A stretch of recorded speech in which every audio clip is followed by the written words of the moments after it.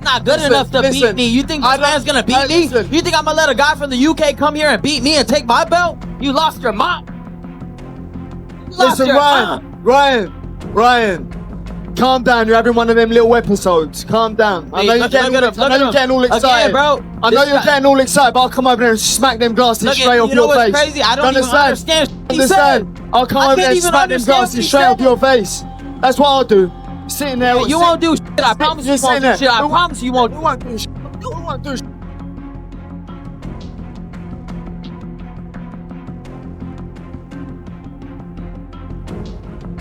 Who won't do shit? Who won't do shit? Who won't do shit? Who won't do shit? Yeah, who won't do shit? Who won't do shit? Yeah, cool. Wait till I smash you up, bro. Wait till I smash you up and make you quit. Wait till I smash you up and make you quit. Yeah, why? Make you quit. Hey, you won't make it a fight. Your dad knows you won't make it a fight. Your dad knows you won't make it a fight. You quit. You have no heart. All right, you're not Mexican, bro. I'll beat you the fuck. Mexican, bro. You ain't got the heart. Make it a bet. Yo tengo huevos más grandes que tú, cabrón. Make it a bet. Me la pelas, pendejo, me la pelas. Make it a bet. ¿Qué vas a hacer? ¿Qué vas a hacer que tú, cabrón? ¿Qué vas a hacer? ¿Hacer algo? Este cinturón va conmigo para Londres, pendejo. Pendejo, va conmigo para Londres, tú ya lo sabes. When the Ryan Garcia versus Conor Benn press conference started with the kind of playful trash talk fans expected, but things quickly went in a completely different direction. At first, both fighters appeared to be enjoying the moment, exchanging jokes and confident comments in front of the cameras. However, as the conversation continued, the tension between them became impossible to ignore. What looked like normal pre-fight promotion suddenly turned into a heated confrontation that had everyone wondering if things were about to get physical. It don't really make no difference to me what he does. Ultimately, I can't wait to put my fist up through his head, through his skull, September 12th. That's it. He can talk and throw his toys out of the pram and have his little flare-ups, his tantrum things that he does. It don't make no difference to me. I've dealt with weirder. Ryan, what exactly are you drinking over there? All black coffee. What do you think of Conor Benn? Obviously, he's had some accusations of being maybe inconsistent with his performances, had those great fights with Eubank. What do you think of him as an opponent?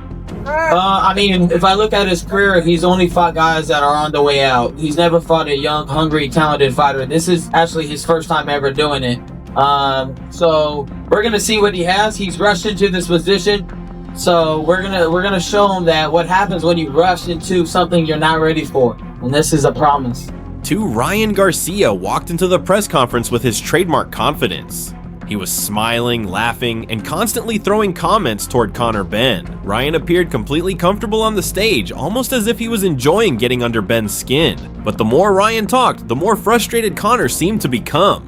Every joke and every little comment appeared to add another layer of tension between the two fighters. You could clearly see Benn's patience starting to disappear as Garcia continued pushing the situation. I mean, listen, I take you with a picture, so I couldn't care less what he says. I mean, it really don't bother me. He talks a lot of talk, but ultimately he's getting that title, claiming that #1 spot. He says this has been rushed. It's been 10 years in the making.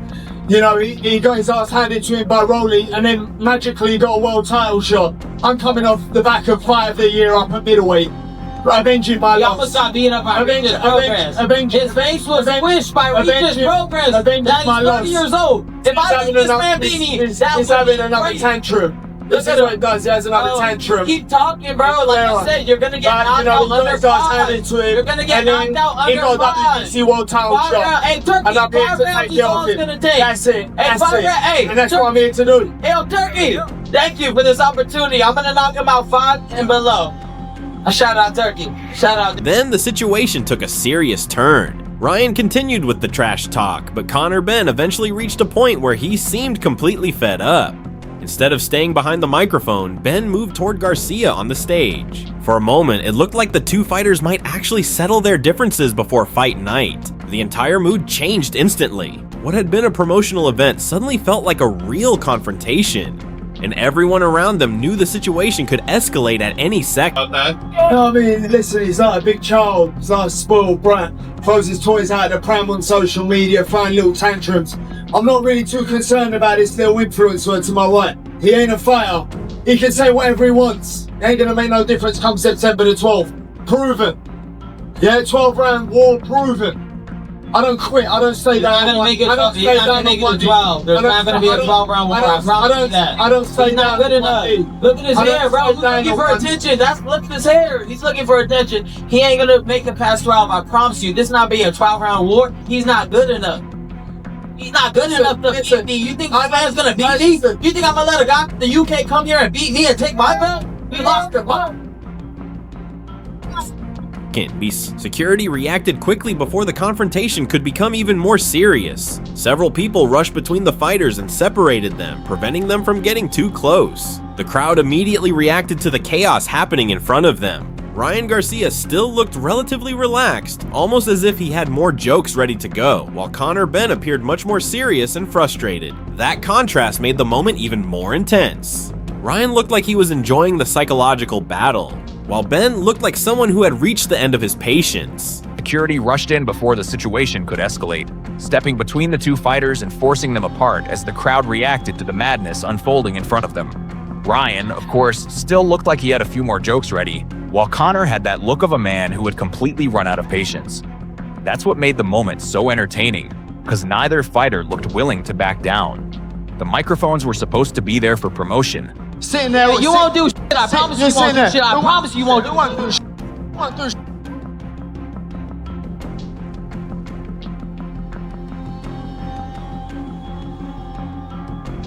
Who won't do shit? Who won't do shit?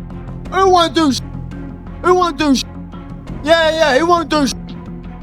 The microphones were supposed to be used for promotion, interviews, and building excitement for the upcoming fight. Instead, for a few seconds, it looked like the actual fight had arrived early. Neither fighter appeared interested in backing down, and security had to work hard to keep them separated. Eventually, order was restored, but the confrontation had already changed the entire atmosphere surrounding the matchup. Fans now have another reason to believe this fight could be extremely intense when the bell finally rings. He knows that Ryan Garcia has been stopped before, happened against Gervonta Davis. He got dropped against Rolly Romero. Conor Benn wants the knockout. He's shown that he has big power at 47. This is going to be his first fight at the weight in, I believe, 4.5 years or so. To me, that's actually news, Gabe, because not everyone trains for the knockout, right? Yeah. You hear a lot of fighters say, hey, I'm going to train to beat him. If the knockout comes, it comes. What does this mean to you? I think this is the way he can win the fight, is by knockout. I don't think he can win the fight on points with Ryan. So it's smart if that's what he's aiming for, but it's going to be really tough. Him coming down from 60 to 147, that's scary. I mean, you might lose that power. You know, that's what happens most of the time. After security separated both fighters, the tension did not simply disappear. The confrontation added another layer to a rivalry that was already receiving plenty of attention. This is no longer just about records, rankings, or competition. The personal tension between Garcia and Benn could now become a major part of the fight's story. Every future interview, face-off, and press conference is likely to receive even more attention because fans will be watching closely to see how both fighters react to each other on enough. He's either going to have to take that out of Conor's hands by knocking him unconscious, or he's going to have to show that he has dog in him, right? That Conor Benn is calling out, saying you don't have that in him. He's going to have to show at some point that, no, I got it. He emphasized that on the interview, like, look, listen, you are great, you are but I watch you stop. I watched another fighter make you stop. And then when you think about that, I'm like, damn. But that makes a good point. He did make a good point, but to Ryan's credit, he did get off the canvas against a gold medalist and Luke Campbell and score a knockout. So I think he deserves that credit. No, I'm talking about dogs. I'm talking about you unleash the collar and you put him in there with a dog. Luke ain't no dog. He's a good fighter, he ain't no dog, though. Conor Benn's that's a dog. Ain't no. That's a pretty good bark.